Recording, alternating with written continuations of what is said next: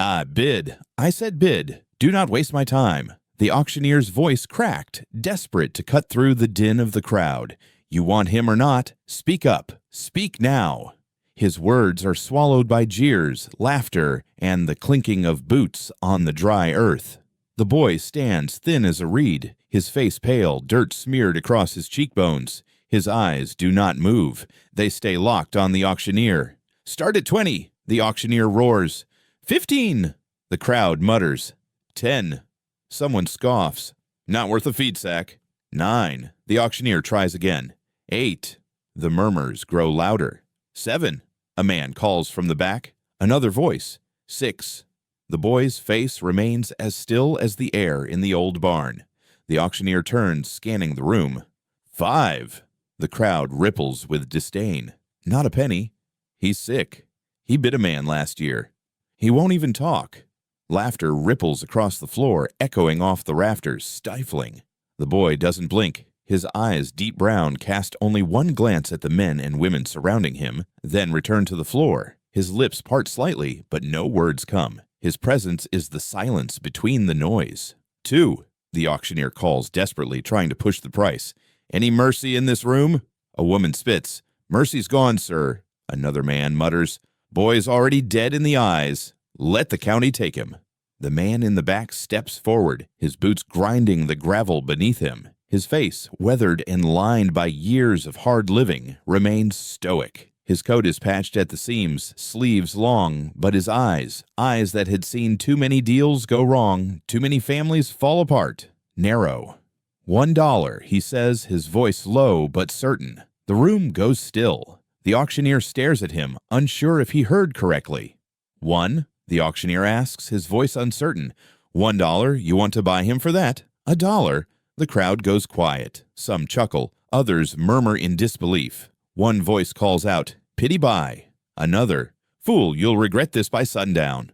The man steps forward, keeping his eyes on the boy.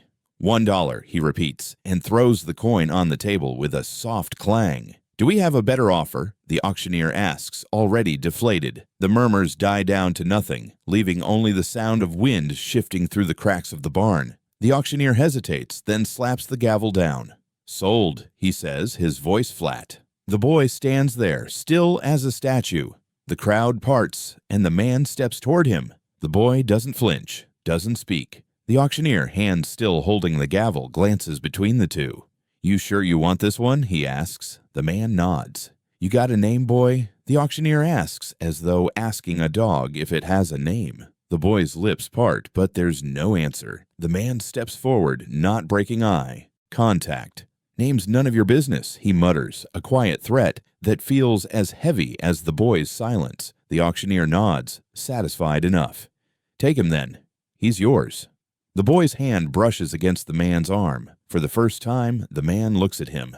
Really looks at him. The boy's hand grips his sleeve, not with desperation, but with quiet certainty. They walk together, the crowd still laughing, but now it's a little quieter, as if their laughs are strained and out of place. The man doesn't speak. He moves with purpose, pulling the boy behind him. They reach the wagon at the edge of the yard. The man's fingers curl around the reins, but he doesn't pull them just yet. He turns to the boy, the wagon creaking beneath them.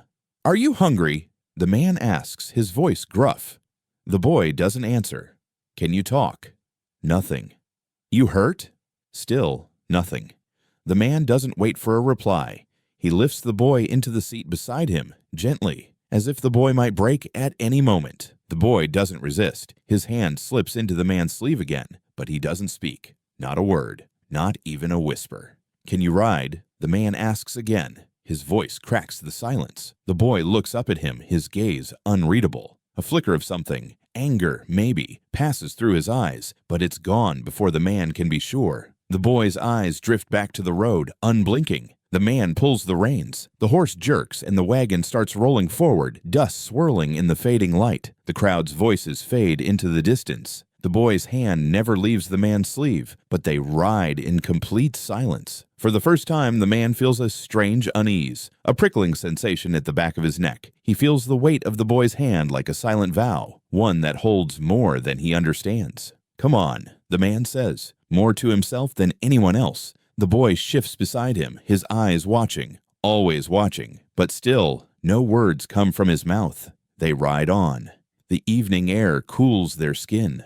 The silence between them is heavy. Neither of them speaks a word as the road unravels before them, dust in their wake. The man settles onto the wagon, hands firm on the reins. The creak of rope against wood, the slow plodding of hooves against dirt. It's all familiar, yet somehow off. The boy clambers in beside him with the quiet precision of one who has known nothing but this kind of life. Thin shoulders hunch beneath the weight of something unspoken. The silence that hangs between them feels heavier than it should be, thicker than the dust swirling around the wheels. The boy doesn't move to sit properly, instead leaning against the edge of the seat, hands still gripping the worn wood of the wagon's side. The man clicks his tongue, urging the horse forward, but his eyes are drawn to the boy, to the way the boy holds himself so rigid, so distant. "Your back hurts," the man asks, his voice cutting through the dust and the stillness. He doesn't really care, not yet, but he needs something to fill the gap between them, something that will make this feel like it's not happening at all. The boy shifts, turning his head slightly but saying nothing. His lips press into a tight line, his eyes staring out at the horizon as if trying to see beyond it. Then, in a voice smaller than the whisper of the wind, the boy speaks. "My name is Elsie." The words hit the man like a slap, so sudden and sharp that his grip on the reins tightens reflexively. White-knuckled, the wagon slows almost immediately, the wheels dragging against the dirt as he struggles to catch his breath. His eyes flick to the boy, whose gaze hasn't shifted from the road ahead. The name falls heavy between them like something dead and forgotten that's been dug up and handed to him. "Elsie," the man repeats, though it doesn't sound like his own voice. It sounds distant, like someone else's. The boy doesn't answer, doesn't even flinch. He simply stares ahead, the name on his lips like a confession too painful to utter. The man doesn't know what to say. He doesn't know why his heart is hammering in his chest, why his mind is suddenly racing, or why the world seems to have shifted. Elsie was a name from another life, a name he hadn't heard in years, hadn't wanted to hear, not after everything. A memory flickers. The smell of old wood, the sound of laughter echoing in an empty house. A woman's voice calling the name, soft and full of warmth. His stomach lurches, and he quickly turns his eyes back to the road, not wanting to go there. Not now. The boy, the one who called himself Elsie, doesn't offer any more words. Instead, his hands curl into fists at his sides, fingers pressing into the worn fabric of his shirt, as if holding something inside. The wagon continues its slow trek down the dirt road, but the air feels thick, charged, and the man knows that the silence between them has shifted. It is no longer just a quiet that hangs between two strangers. It is a quiet that carries the weight of a name that should have stayed buried. The man begins, but his voice cracks. He clears his throat, but when he speaks again, it's softer. "You can't be." His voice falters as if the name itself is a lie, a mistake, a truth he doesn't want to face. The boy doesn't look at him. He doesn't respond, but the way his shoulders slump slightly, just the barest motion, tells the man that the boy heard. The name, Elsie, hangs in the air like a challenge, like something that demands to be believed, even when it doesn't make sense. The wagon bumps along, the sound of the wheels grinding against the dirt floor beneath them loud in the silence that stretches too long between them. "You're just a kid. You don't know." The man starts, but he stops himself. What could he say to a boy who had spoken that name so casually? What could he say to the boy who looked like he carried the weight of all the things the man didn't want to remember? He doesn't know. The words are all stuck in his throat, tangled in the mess of things he's buried deep inside. The boy shifts again, his voice still as quiet as before. "My name is Elsie," he repeats, but there's something different in the way he says it this time. Something that feels final. He doesn't say it with hope. He doesn't say it to make the man believe it. It's just a fact as solid and unmovable as the road beneath them. The man's hands remain tight on the reins, knuckles still white, the grip now a silent challenge. He doesn't ask again. There's no need to. The boy's silence is answer enough. And yet, the name hangs in the air like a ghost, a presence the man cannot escape. The road stretches on, and the silence between them is no longer something the man can ignore. It's there in the dust swirling around the wagon. It's there in the way the boy holds himself, in the way he's clutching the edge of the seat, as if it's the only thing keeping him anchored to the earth. It's there in the air between them, thick and suffocating, heavier than any burden the man's ever had to carry. The wagon continues to roll, the sound of hooves steady in the growing dusk. The man's breath slows, his mind still churning, but he says nothing more. The name, the one he tried to forget, lingers in his chest like a weight that refuses to lift. And Elsie, the boy who is not a boy, continues to sit beside him, his hand resting near the man's sleeve. Neither speaks again, but the air between them has changed. The boy's name, the one from a lifetime ago, has altered everything. The man knows deep in his bones that nothing can ever be the same.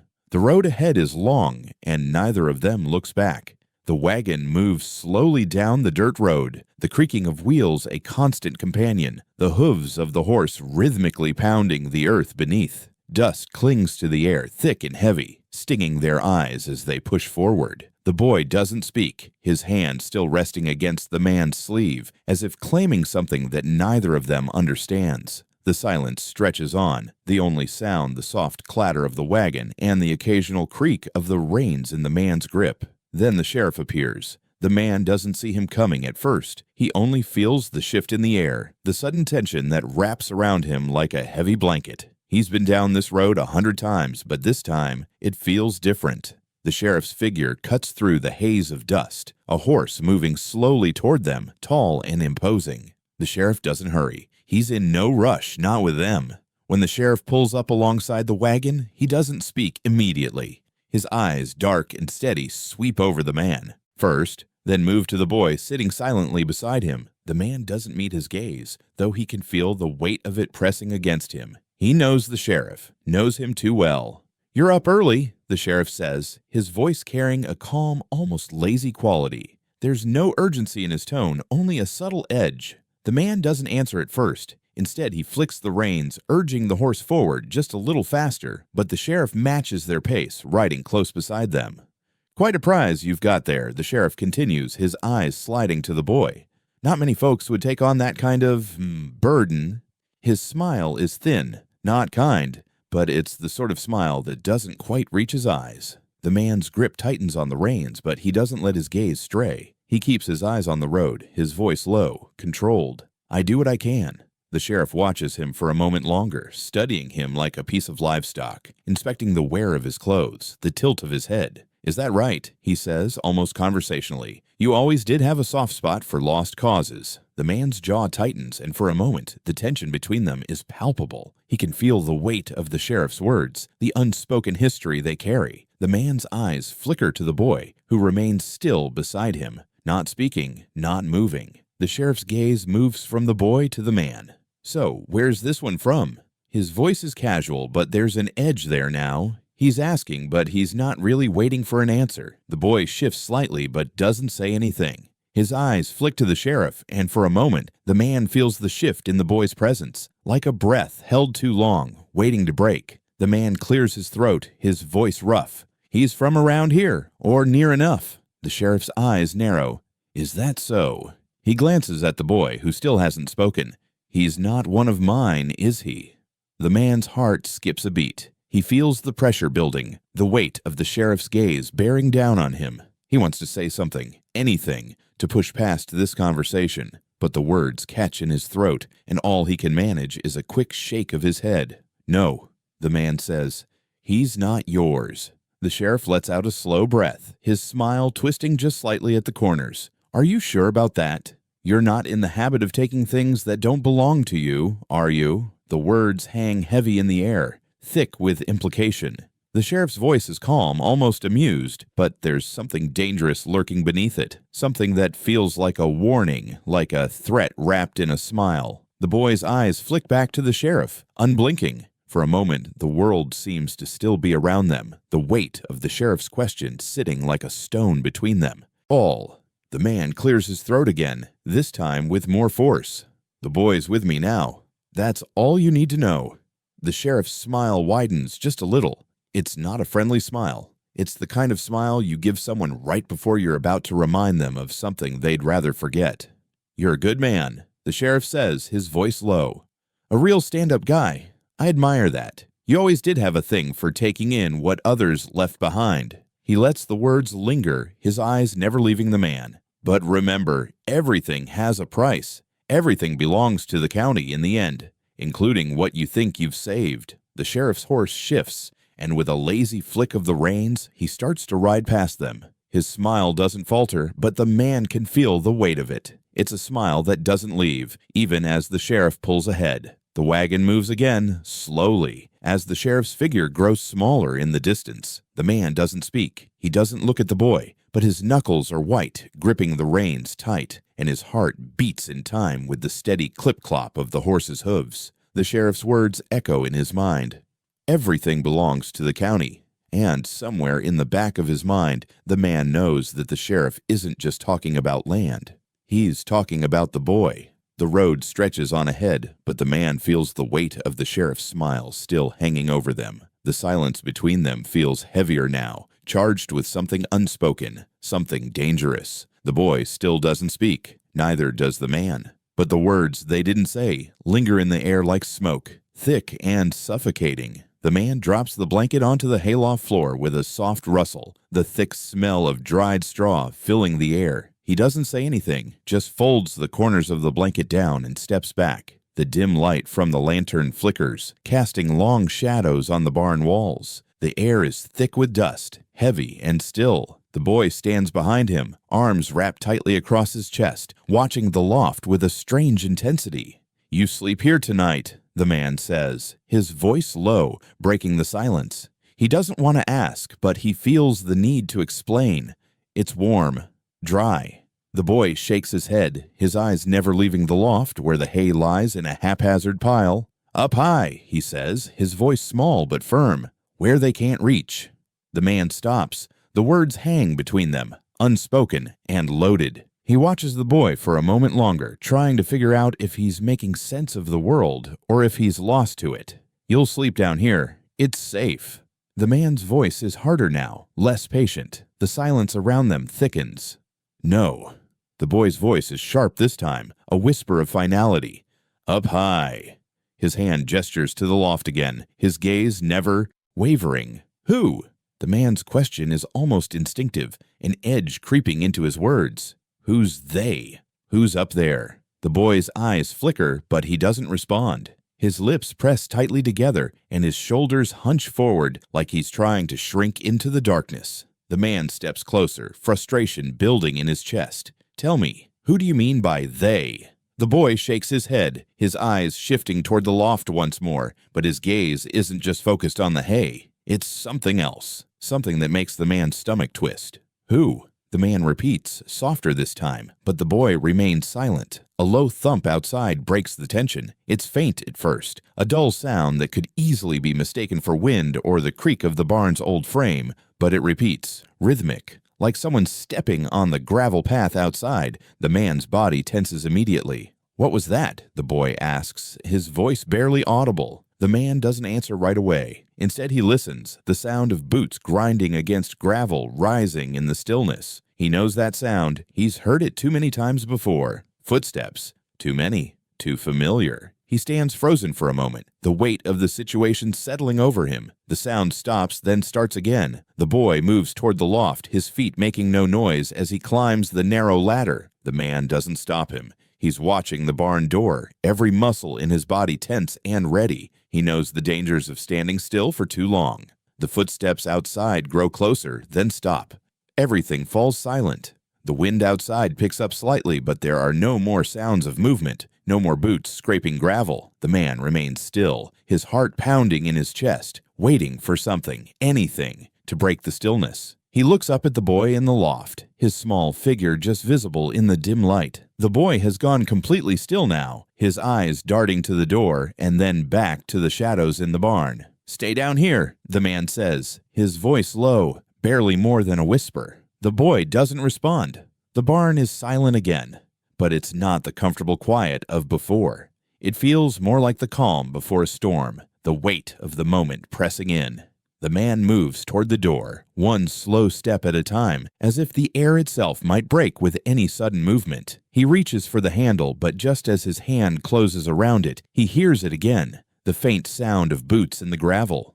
Moving away now. The man's breath catches in his throat. The footsteps are retreating. He pulls the door open just enough to peek out, but by the time he does, the world outside is quiet again. Nothing. He stands there, the door cracked open, staring into the night. The wind picks up again, but there are no voices, no more footsteps, just the soft rustling of leaves in the trees. The man closes the door slowly, his body still tense, his mind racing. He doesn't speak. He doesn't move. Behind him, the boy shifts in the loft, a soft rustle of straw the only sound in the barn. Neither of them speaks again. The night drags on, filled with silence, and the soft scrape of hay, the whisper of boots in the gravel, and the faintest hint of something that neither of them can name. They lie awake in the dark, waiting for the world to speak again, but it never does. The morning light slips through the cracks in the barn's walls, casting faint streaks of orange across the floor. The man stokes the stove with slow, deliberate motions, the heavy iron door creaking as he adds another log to the fire. The air is still cool, but the heat from the stove begins to creep up around him, filling the space with a low, comforting warmth. The boy sits nearby, silent, his back pressed against the wall, eyes lowered as he watches the man work.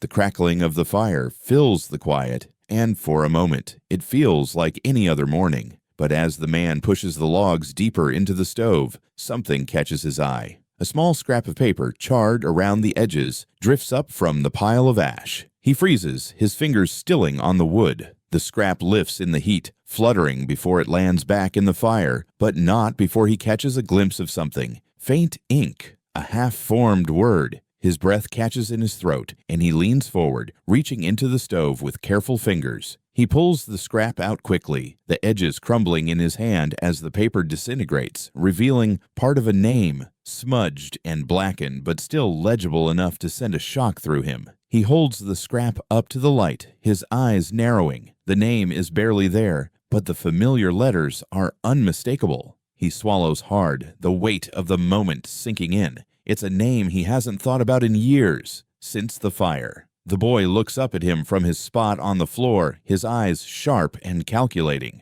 "Where'd you get this?" the man asks, his voice low, almost too quiet. The boy tilts his head, his gaze flickering to the stove. It was already here. The man's grip tightens on the scrap of paper. The ink is smeared, but he can make out part of the signature, H. The rest is too burned, too damaged, but that single letter feels like a brand, searing into his memory. The boy doesn't move, his silence pressing against the man like a weight. "Are you sure about that?" The man's voice is rough, more forceful now.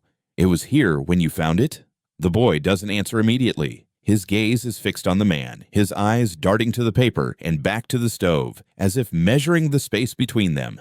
"It was already here," the boy repeats, his voice quieter this time, more resolute. He doesn't look away. The man stands up slowly, his hand still clutching the scrap of paper. His pulse quickens, his mind racing. He remembers the courthouse fire, the screams, the smoke, the desperate escape, and the name that had been burned along with everything else. A name he thought had died with the fire. But here it is again, appearing in the ash. "You sure you don't know anything about this?" the man asks, his voice low, tinged with something darker now. The boy shifts, his shoulders tensing. He doesn't answer, but his eyes are too intent, too sharp, not meeting the man's but never looking away completely. The man watches him closely, the air between them thick with the question that hangs there, unspoken. He feels a sudden cold certainty settle in his chest. The boy knows something. He's hiding it, but it's there, buried beneath layers of silence and deflection. The way the boy watches him too closely, the way he doesn't flinch under scrutiny. He's not just an innocent bystander. The man pockets the scrap, his hand closing around it like a fist. His gaze lingers on the boy for a moment longer, searching his face for any hint of an answer, but all he finds is silence. The boy stands up slowly, moving toward the loft. His steps are quiet, deliberate. He doesn't look back at the man, but the tension in the room hangs heavy between them, the question unanswered. The man watches him climb the ladder, his heart still thumping in his chest. He's sure of one thing now. This isn't a coincidence. The scrap, the name, the boy's silence. It all adds up to something he doesn't want to face, but can't escape.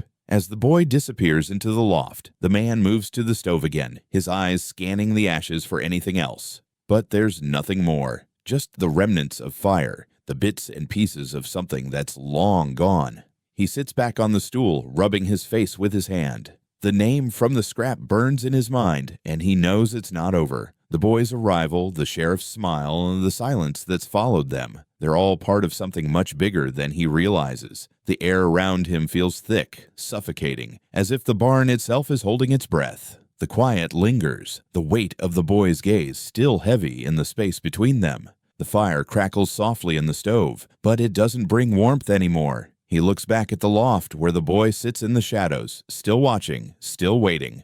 "Who are you?" The man mutters to himself, his voice barely more than a whisper. The question hangs in the air, unanswered, as the fire sputters and the shadows deepen around him. The man and the boy pull into town under the cover of dusk. The wagon rolls past the old store, the weathered building barely standing against time and neglect. The air smells of earth and coal, a familiar sting in the man's nostrils. He wasn't planning to stop, but the governor's invitation, delivered by a deputy just hours earlier, still hangs over him like a threat. He pulls the reins to a halt in front of the governor's house, a large, imposing building that feels too clean for the town. The man's eyes flick to the boy, who doesn't speak. He never does. "You stay close," the man mutters, his voice rough. He steps down from the wagon and walks to the front door, the boy's presence a quiet weight beside him. The door opens before he can knock. "Ah, the man of the hour," the governor's voice booms. Too warm, too insincere. Come in, we've been expecting you." The governor's smile is wide, too wide, and the man can see the calculation behind it, the careful movements beneath the surface. "Dinner's already prepared," the governor adds, stepping aside to let them in. "I trust you've been well. It's been too long, hasn't it?" The man doesn't answer. He knows this game well. Inside, the dining room is large and richly furnished, everything polished to a gleam, as though the governor's wealth is meant to be as ostentatious as possible. A long table stretches out before them, already set for 3. "You sit, of course," the governor says, gesturing toward the empty seats. "We'll discuss business while we eat." The man's jaw tightens, but he says nothing. He takes a seat, his hand brushing the back of the chair, and the boy sits beside him, as silent as ever. The governor takes his place at the head of the table. "Anything you'd like to drink?" the governor asks, his voice as smooth as oil. "No," the man replies curtly. He doesn't trust the drink, doesn't trust anything here. Of course, the governor continues, clearly undeterred. "Well then, let's get to it." He gestures for the servant to bring the food, and a steaming platter of meat is placed in front of them. The governor's eyes flick between the man and the boy, calculating, weighing something unspoken. The first bite is almost too quiet. The clink of silverware against porcelain sounds too loud, the air too thick with tension. The governor is the first to break the silence. "I trust you're settling in well?" he asks, his eyes focused on the boy. I imagine he's still adjusting. It must be hard for him after all this time. The boy doesn't move, doesn't even look at the governor. His hand tightens around his fork, knuckles white, his eyes trained on the plate in front of him. The man's eyes flick to the boy's hand, then to the governor. He can feel the subtle power play, the undercurrent of menace beneath the governor's smooth words. "He's fine," the man says, his voice firm. The governor doesn't look away. "Ah, but we both know there's more to it, don't we? The boy's real family has been looking for him." The man's breath catches in his throat. The governor leans forward, his smile widening, knowing he's struck a nerve. "I'm sure you're aware of that. No need to pretend otherwise. He's been gone for a long time, but blood doesn't forget. They're still searching. You can't hide him forever." The boy's grip on the fork tightens. His fingers are nearly trembling, but he doesn't make a sound. The man watches him closely, his eyes narrowing, but the boy's face remains a mask, still unreadable. "You're treading dangerous ground," the man says, his voice low and measured. He feels the temperature in the room rise, the air thickening with every word that passes between them. The governor's smile doesn't falter. "Dangerous? No. I'm simply stating facts. The boy's name carries weight here. His family's land was never properly settled. It's only a matter of time before the truth comes out. And when it does, well..." He pauses, letting the words hang in the air like a threat. There are debts to be paid, Mr. Tewksbury, debts that extend far beyond what you might think. The boy's fork shakes in his hand, a barely perceptible movement, but the man notices. He's sure the boy has heard every word, every implication. The boy's eyes flicker toward him, but he says nothing. Enough talk, the man says, cutting the conversation short. His voice is sharp now, his patience wearing thin. We're not here to talk about debts, we're here for supplies. The governor's smile widens, but there's no warmth in it now. Of course, but everything has its price. Remember that, Mr. Tewksbury. The air around them thickens, the tension palpable, as the meal continues in strained silence. Each bite tastes heavier than the last. Each moment spent under the governor's watch feels like a slow suffocation. The boy doesn't speak. He doesn't look at the governor. He doesn't move, his hand still tightly gripping his fork, as if ready to strike. The meal ends too soon. The man pushes his plate away, the governor nodding, his eyes still gleaming with something dangerous. Well, it seems we're done here, the governor says, standing up. But you know where to find me, Mr. Tewksbury. And, of course, we'll be seeing more of you. You and the boy. The man stands, his chair scraping against the floor. The boy rises with him, still silent, but his eyes flicker with something deeper, something the man doesn't quite understand. The governor's smile lingers, a slow, calculating curl of his lips. Safe travels, he says, and the words hang in the air like a final warning. As the man and the boy leave, the door clicking shut behind them, neither speaks. But the weight of the governor's words presses down on them, and the road ahead suddenly seems longer, darker. They leave with more enemies than they had before, the shadows of power and land disputes closing in around them. The wagon rolls slowly through the evening air, the horse's hooves quiet against the dirt. The boy sits in the back, his back turned to the man, staring out at the horizon, the quiet between them.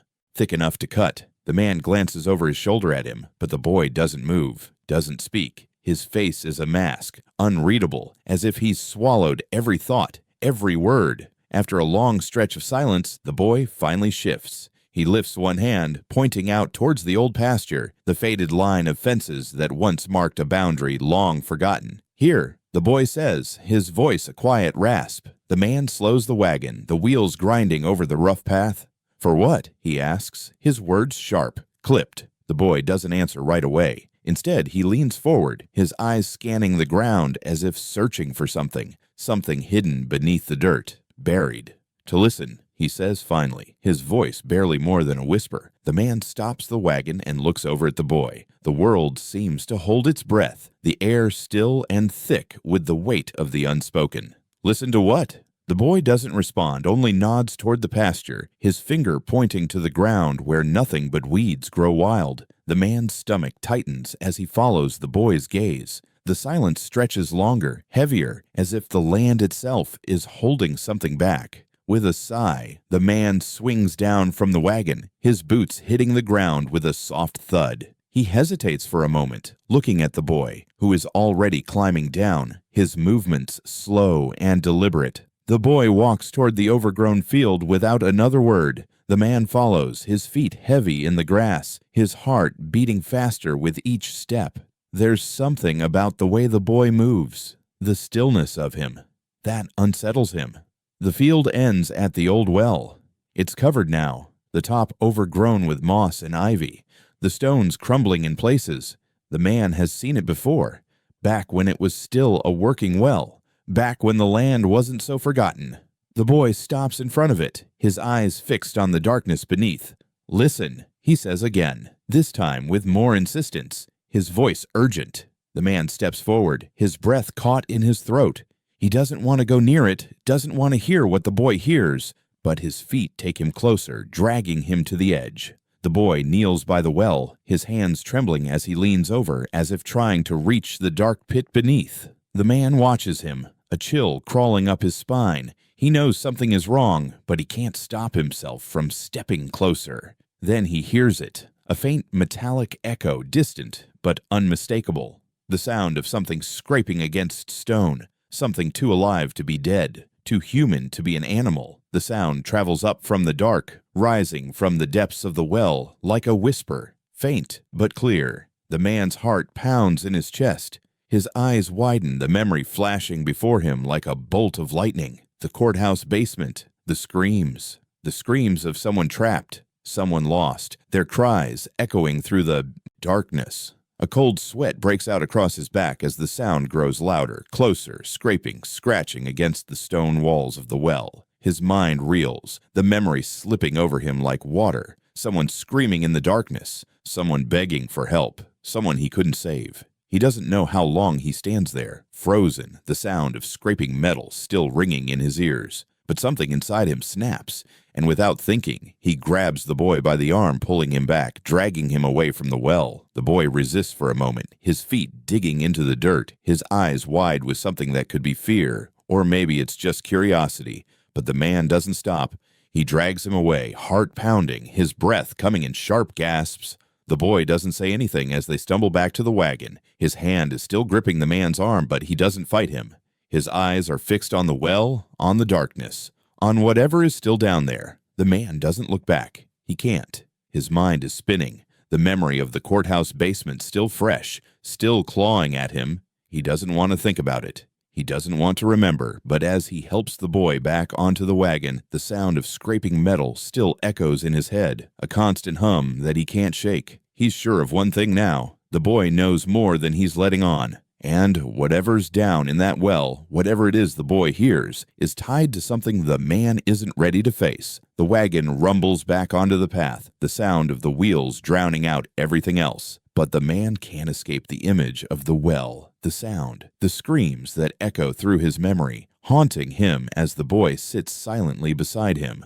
The barn door swings open with a sharp creak, the heavy wood protesting against the cool night air. A lantern's light floods the space, casting long shadows across the hay-strewn floor. The man's eyes snap toward the light, and his heart skips a beat when he sees the sheriff standing in the doorway. The badge catches the light, glinting cold and hard, like a warning. In his other hand, the sheriff holds a coil of rope, thick and worn from use. The man's stomach tightens, his body already moving into position, his feet shifting, ready. The boy, still sitting against the barn wall, doesn't move, doesn't speak, but the tension in the air seems to coil around him.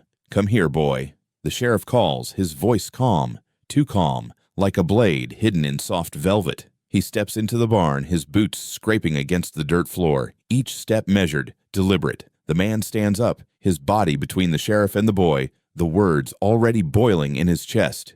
"You won't take him," he says, his voice low but firm, the warning clear in every syllable. The sheriff's eyes flash, and a small, cold smile plays at the corners of his lips.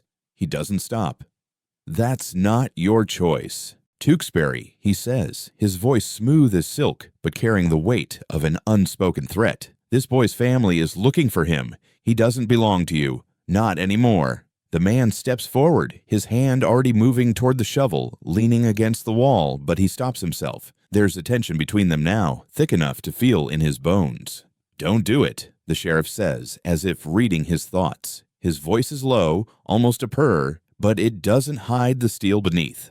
"I'm not here to talk to you. I'm here for him." The boy doesn't move. His eyes flick to the man, then back to the sheriff, but he doesn't speak. He doesn't even flinch. The silence between them is thick, heavy, like something waiting to break. The man steps closer, his hands trembling with the weight of everything unsaid. "I said he's not going anywhere with you." The sheriff doesn't flinch. His eyes are cold, calculating. He looks the man up and down, sizing him up like a dog on a leash. "You don't have a say in this. His family paid for him. He's in debt, and it's time for him to pay up." The man's eyes narrow. "And you think this is the way to collect?" His voice rises low and dangerous, thick with the threat of something that could snap. "You know how this works," the sheriff says, his eyes never leaving the boy. "The debts of the past don't just go away. They get paid in blood." His voice tightens, and the lantern's light flickers, casting shadows on the sheriff's face. "You've been holding on to him long enough, but the law's coming for him, and when the law comes, there's no more talk." The boy's hands twitch, and for a moment the man sees it. The fear, the desperation buried beneath the silence. The boy's fingers grip the hem of his coat, clutching it as if it's the only thing holding him in place. "Stay away from him." The man warns, his voice shaking with restrained anger. He's not your prize. The sheriff steps forward, the rope swinging in his hand with an almost casual movement. This isn't your fight anymore. You can either hand him over and walk away, or I can drag him out of here, and you'll be left with nothing. The man's breath catches in his throat. His heart pounds in his chest as he steps closer to the boy, who's still clinging to his coat, shaking now just slightly. The boy's eyes are wide, his lips parted, but he doesn't speak. He doesn't move. "Don't you touch him," the man growls. He's standing so close to the sheriff now that the tension between them feels like it could snap any second. The sheriff's smile is cold, thin, like a knife edge. "I'll do what I must," the sheriff says, "but I'm not here to play games. If you don't want this to get ugly, you'll move out of the way." The man doesn't move. The air around them is thick with the unspoken and the weight of the sheriff's. Words presses down on him like a vice. The boy's grip tightens on his coat, and the man can feel his pulse pounding in his ears, in his throat, in his fingertips.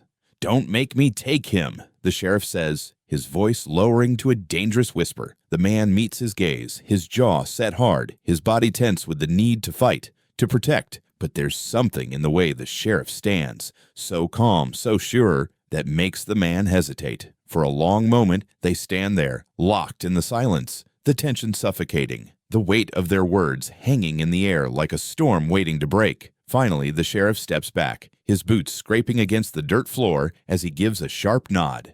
His smile lingers cold and calculating. "I'll be back for him," the sheriff says, his voice low, almost a promise. "Next time, there won't be talk." With that, he turns and walks out of the barn, his footsteps heavy on the gravel path. The man watches him go, his chest tight, his mind racing. When the door slams shut behind him, the barn falls silent. The boy finally lets go of the man's coat, his hands trembling. Neither of them speaks, but the air between them has shifted. They've both seen the threat, felt the weight of it. The man stands there for a moment longer, his heart still pounding, his mind churning. But he knows one thing for certain. This isn't over. It's just beginning. The moonlight filters through the cracks in the courthouse window, casting long shadows over the desk. The man stands there, his hand poised over the door, staring into the darkness of the records room. He knows what he's looking for, knows that the truth has been buried for too long. The old ledger, the one the sheriff's family thought was lost, is all he needs. With a quick glance over his shoulder, he slips into the room, the sound of his boots muffled by the thick dust on the floor. He reaches for the heavy wooden chest against the far wall, his hands trembling as they fumble with the lock. It's rusted from age, but it still gives way with a sharp pop, revealing a row of old books, their bindings cracked and fragile. The man pulls the first ledger from the stack and opens it carefully, the yellowed pages creaking under his touch. The smell of old paper and ink fills his nose, but he doesn't pause. He flips through the brittle pages, his fingers moving quickly, scanning for anything familiar. Land grant. Land grant. Damn it, where are you? He mutters to himself, his voice low and urgent. His eyes flicker across the page, the ink smudged and faded, but the name catches him off guard. Elsie. It's the name he's been avoiding, the name he thought was nothing more than a ghost from the past. He turns the page quickly, muttering again, "Elsie Tewksbury, Elsie Tewksbury." The name repeats, and his heart skips a beat. He stops, his finger tracing the line. There it is again. Elsie Tewksbury. But something's wrong. The year of birth doesn't match the boy's age. The name is tied to a land grant from the old county, stolen land from the massacre over a decade ago. The dates don't add up. The boy, the one who sits silently beside him, can't be the same age as this entry. He flips back a few pages, his breath catching in his chest. His eyes lock on a line barely legible, but the ink stains are unmistakable, blotted, thick with what looks like dried blood. The letters are smeared, but the words are clear enough. Tewksbury land, acquired through unlawful means. Family dead or disappeared.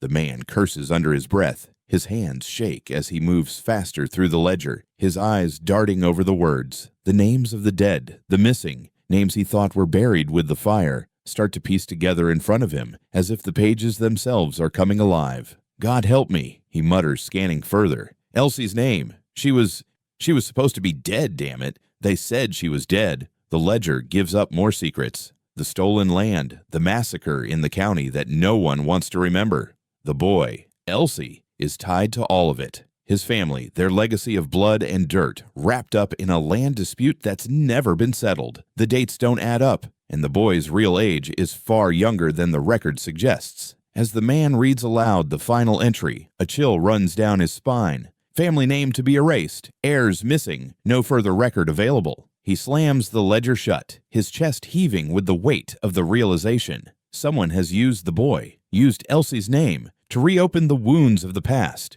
The boy is a link to something no one is ready to confront. The man stands there for a moment, the room heavy with silence. He can hear his own heartbeat, the blood rushing in his ears. The truth is clear now. The boy is not just a casualty of fate. He is the key to the old stories, the old violence that no one wants to acknowledge. His hands are clenched into fists, and his breath comes in ragged gasps. "It wasn't you, was it?" he whispers. The words a question that hangs in the room. He looks down at the ledger again, the names and dates swirling in front of him. The door behind him creaks open, and the man's head jerks toward it. He doesn't need to turn around to know the boy is standing there, watching him. The boy's silence is the only answer he needs. The man looks at the ledger one last time, his hand still gripping it tightly. "You were never meant to be part of this," he mutters, mostly to himself. "But someone's dragged you into it anyway. They're using you to finish what they started." The boy doesn't speak. He doesn't move. His eyes, as always, are steady and unblinking. He's seen the man break, seen the weight of the truth press down on him like an iron fist. But the boy's silence is the only comfort the man can find. The room feels colder now. The ledger, the bloodstains, the name Elsie, they all blur into one overwhelming truth. The boy's past is tangled in the same dark web that's held this town hostage for years. And now, it seems, the man is tangled in it too. He stands up, clutching the ledger against his chest. His eyes flick to the boy who hasn't moved. His silence is a reminder, a warning. The man swallows hard. There's no escaping this, no running from it now. He knows what he has to do, but the cost is too high. As the boy turns and walks out of the room, the man is left standing in the dark, the weight of the ledger burning into his hands. The past is alive, and the boy is its legacy. The man stands at the edge of the hollow, the trees around them thick with shadow. The air here feels different, thicker, colder, like it's been untouched by time. The ground beneath their feet is damp, soft, as if the earth itself is holding its breath. The boy is still beside him, silent as ever, but something in the air feels wrong, charged. "Enough games," the man says, his voice cutting through the stillness. "You've been lying to me. Who are you?"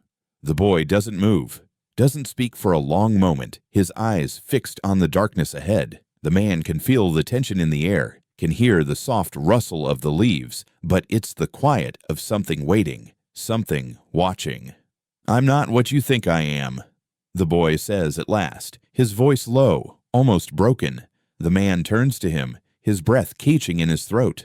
What the hell does that mean? His hands ball into fists, his patience worn thin. The boy takes a deep breath, his eyes flicking to the ground before meeting the man's gaze. "I was told to find you," he says, "to say Elsie's name." His voice cracks as he says it, a sob breaking through the words, but he forces himself to keep speaking. "I was hidden by people who keep time in boxes." The man's stomach lurches. He steps closer, the words hanging in the air between them like a thread pulling at something deep inside him. Hidden by who? And what the hell do you mean by time in boxes? The boy shakes his head, his face a mask of pain, of confusion, as if the words are harder to speak than anything he's ever said before. "I was hidden away, hidden in time. There are people who—" He falters, his eyes flicking nervously around the hollow like something is just out of sight, just beyond reach. "They told me to come here, to find you, to say that name." The man feels a strange chill run through him. "Elsie's name, the same name from the records, from the land. You're telling me someone's been hiding you all this time?" The boy nods slowly. His voice is barely audible now, as if the confession itself is threatening to tear him apart. "They said I would remember when I saw you, when I heard you. I was meant to find you and tell you everything. About the land, about the people who were—" He stumbles over the words, shaking his head, the tears he's holding back threatening to spill over. I don't know what they wanted. I don't know why. The silence between them stretches long and heavy, the weight of the boy's words sinking in. The man looks at the boy, really looks at him for the first time, and something deep inside him stirs. This boy, this thing, is caught between worlds, between what was and what is. He's not a child. He's not even from now. Who are they? The man demands, his voice sharp, desperate. Who are these people? The boy looks down at the ground, his hands trembling in his lap.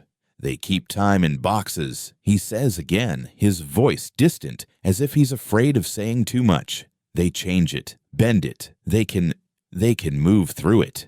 His words seem to fade into the air, lost in the silence of the hollow. The man's breath hitches. You're telling me they can move through time? His voice rises with disbelief, the question hanging in the air like a ghost. How? How is that even possible? The boy doesn't answer. Instead, he glances up at the trees surrounding them, his gaze flickering nervously as if he expects someone to step out of the shadows at any moment. I wasn't meant to know, he whispers. I wasn't supposed to remember, but I did. I did remember when I saw you, when I heard the name. The man's heart skips a beat, the pieces clicking into place like a lock turning in his chest. The boy wasn't just a witness. He wasn't just a victim of some long-forgotten land dispute. He's a part of something far darker, far older than the man can comprehend. The air in the hollow grows thicker, heavier, as if the very earth around them is holding something back. The man can feel it, something pressing in on them, something unseen, something that doesn't belong. Someone's watching us, the boy says suddenly, his voice cracking. His eyes dart around nervously, his body stiffening, his hands gripping the edge of his coat, like he's trying to hold on to something that's slipping away. The man stands motionless, his senses sharpened. He can feel it now, an oppressive presence, a weight in the air. The hollow is older than it should be. It feels like a place where time doesn't pass, where memories linger, where something is waiting for them. What do you mean? The man's voice is a low growl, his eyes scanning the trees, the brush, the dark corners of the hollow. Who's watching us? The boy doesn't respond. Instead, he grabs the man's coat sleeve, pulling him closer, his grip tight and desperate. We need to go, he says, his voice shaking. We need to leave now. The man hesitates. He doesn't want to leave, not without answers, not without knowing what the boy knows, but something in the air, something in the way the boy's eyes are. Wide with fear, tells him it's too late for questions. He grabs the boy's hand, pulling him toward the wagon, his heart pounding in his chest. The feeling of being watched only grows stronger as they move, the trees closing in on them, the shadows growing longer with each step. When they reach the wagon, the boy doesn't look back. Neither does the man. The hollow's silence is deafening as the wagon creaks under their weight. But the moment they leave, the feeling of being watched, of being followed, lingers in the air, a presence they can't shake. The road ahead feels longer than it should, and the man knows deep in his gut that the boy's story is only beginning. And whatever dark thing lurks in the hollow, whatever it is they're running from, isn't finished with them yet. The crackle and roar of fire already fill the barn when the man wakes, his eyes snapping open to the sound of smoke and flame licking at the walls. He doesn't need to think. He can feel the heat, smell the burning wood, the acrid scent of something foul mixing with the smoke. His heart races. They're here. They've come for him. For the boy. The barn door is shaking under the pressure, the heat so intense that the wood groans like it's alive. The man scrambles to his feet, his eyes wild as he searches for the boy, who's still on the ground beside him, eyes wide with panic. Get up! The man barks, grabbing the boy's arm, pulling him to his feet. Now! The boy doesn't respond. His face is pale, his lips trembling, but he doesn't move. He looks at the wall of flames slowly creeping toward them, the fire consuming the barn with a life of its own. Move! The man's voice cracks as he pulls the boy toward the hayloft. They stumble through the smoke, the heat unbearable against their skin, coughing and gasping for air. The boy is silent now, his hand tight around the man's arm, clinging to him like a lifeline. The fire's louder now, roaring, crackling like thunder, and the barn shakes again, the roof threatening to collapse. Where do we go? The boy gasps, his voice barely audible over the chaos. "Up!" the man shouts, his lungs burning with every breath. "Get to the hayloft! Quickly!" They move toward the ladder in the back, the smoke thickening with every step. The man coughs violently, his chest tight, but he doesn't stop. His eyes locked on the ladder. His feet are heavy, the weight of the situation pulling him down, but he doesn't have time to think. The boy follows, his small body trembling under the strain, but he climbs too. They reach the loft just as a beam overhead cracks with a loud snap, the heat from the fire making the wood groan under pressure. "Hurry!" The man reaches for the opening at the top of the loft, pulling the boy through it and out onto the roof. They scramble, hands slipping on the slick surface, the flames now a roaring wall below them. The heat presses against them, a suffocating force threatening to pull them back into the inferno. The boy stumbles, nearly losing his footing, but the man catches him, pulling him back onto the roof. They both crouch low, the firelight flickering around them, casting long shadows across the yard. The barn is a furnace now, the flames consuming everything in sight. "Where's the way out?" the man shouts, scanning the yard for any escape. His heart is pounding, his mind a blur, but he's thinking fast. The boy doesn't answer immediately. He's staring at the fire, his expression unreadable, his body tense, like he's waiting for something. The man's eyes snap back to him. "Answer me!" He barks, grabbing the boy's arm and shaking him. The boy's eyes flash, the fear in them deepening as he opens his mouth to speak. But before he can, there's a noise, a faint echo of boots crunching on gravel. The man's heart stops. He knows that sound. He knows those boots. "They're here," the man whispers, his voice hoarse, barely audible. "They're here." The boy turns his head toward the sound, his eyes narrowing, but he says nothing. The man looks over the edge of the barn, spotting the dark figures of the sheriff and the governor's men gathering at the far side of the yard. The men are holding torches, their faces obscured by shadows, but the flames cast an eerie light on their figures. "They'll smoke us out," the man mutters, his mind racing. "We've got to move, now." He pulls the boy back toward the edge of the roof, but as they start to crawl, something catches the man's eye. The boy's arm. There, beneath the sleeve, is a mark, a symbol burned into his skin, a jagged, circular shape that looks far too familiar. The courthouse seal. The man freezes, his heart stopping. The boy doesn't flinch, doesn't try to hide it, but the mark is unmistakable. The same seal that had been burned into the courthouse doors, the same one the sheriff had claimed ownership of when the land was taken, the same one tied to the massacre, the same one tied to the land that was never meant to be theirs. The boy's eyes meet his, and in that moment, the man understands. This is no accident. This is no coincidence. The boy was never meant to be free. He was always tied to the blood, to the land, to the violence. They've been using him. "Why didn't you tell me?" The man whispers, his voice breaking. He grips the boy's arm, his fingers trembling, his chest tight with the weight of the truth. The boy's eyes shift, but he doesn't answer. He doesn't need to. The silence between them says everything. The man looks back down at the yard. The sheriff's men are getting closer, the flames of the barn casting long shadows across the ground. They're surrounded. The boy grabs the man's arm, his grip tight and desperate. "We need to go." His voice is barely a whisper, his breath coming fast, panic creeping in.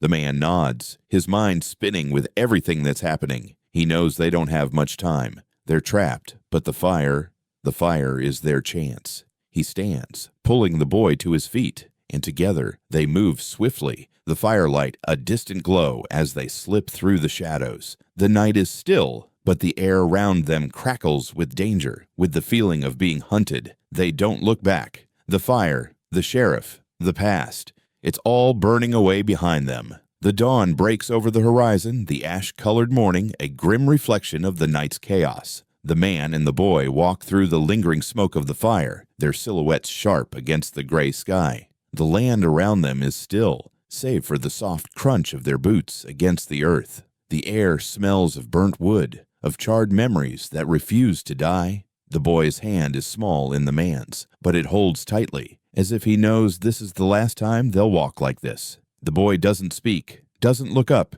his eyes cast downward as if the weight of what's happened is too heavy to bear. The auction block looms ahead, a scar on the land that the man can't ignore. The crowd is already gathering, the same faces that mocked him, the same people who stood by as everything fell apart. They don't know yet what's coming. They don't know that everything's already changed. The auctioneer stands alone at the block, his eyes flicking between the man and the boy, silent, waiting. He's lost the bravado he once had, the cocky grin replaced by a tightness in his jaw, as if he senses something is different today. The man stops at the base of the block, his grip on the boy's hand firm. His chest rises and falls with each breath, steady now, like the calm after a storm. The crowd parts as he steps forward, their whispers falling silent under the weight of his presence. The auctioneer clears his throat, his voice low. "You're back," he says. But it's not a question. It's an observation, one that hangs in the air like smoke. The man doesn't answer, just holds the boy's hand a little tighter. He can feel the weight of the boy's presence beside him, feel the unspoken history that binds them now, that ties them to this place, to these people, and to what's about to happen. The man's voice is quiet, but it cuts through the stillness like a knife. "He's mine." The auctioneer doesn't flinch, doesn't move, but his eyes narrow as if he understands what the man is saying, what the man is doing. "He always was," the man adds, his voice final, heavy with the truth that has been building between them for so long. The crowd shifts uneasily, murmuring under their breath. The auctioneer looks past the man as if he's trying to find something that isn't there, a reason to stop this, but there's nothing. No argument, no price, no claim that can change what's already been decided. The boy doesn't move. He stands still beside the man, his face a mask of silence. But his grip on the man's hand doesn't waver. The man lifts him into the wagon, his body light against the weight of the world around them. The boy doesn't flinch. He doesn't look back. He simply holds on, his small hand in the man's, the only thing that feels real in this moment. The sheriff is dead. The wagon is filled with the weight of that truth. The man's gaze flicking over the lifeless body, the blood that stains the ground beneath them. The governor's house smolders in the distance, the flames still rising from the hills, consuming everything in their path. It's over. Everything that was once standing has been reduced to ash. The man doesn't look at the body of the sheriff, doesn't look at the remnants of the governor's house. His eyes are on the road ahead. The journey isn't over, not yet. There's still more to do, more to leave behind. But for now, at this moment, all that matters is the boy. The wagon creaks under their weight, the sound of the wheels turning the only noise in the still morning air. The boy shifts beside the man, his small body settling into the space between them. The man looks down at him, his eyes softening for the first time in days. "I'm sorry," the man whispers, his voice a rough murmur. The boy doesn't respond, but his hand, small and steady, presses into the man's side, as if offering comfort without words. They leave without looking back. The road stretches out before them, the future uncertain, the past burning behind them like a memory they'll never fully escape. But for now, they're free. For now, they're together. And that's all that matters. The man clicks the reins, urging the horse forward, the wagon rumbling on, the boy's small hand still gripping his. And they ride into the ash-colored morning toward whatever comes next.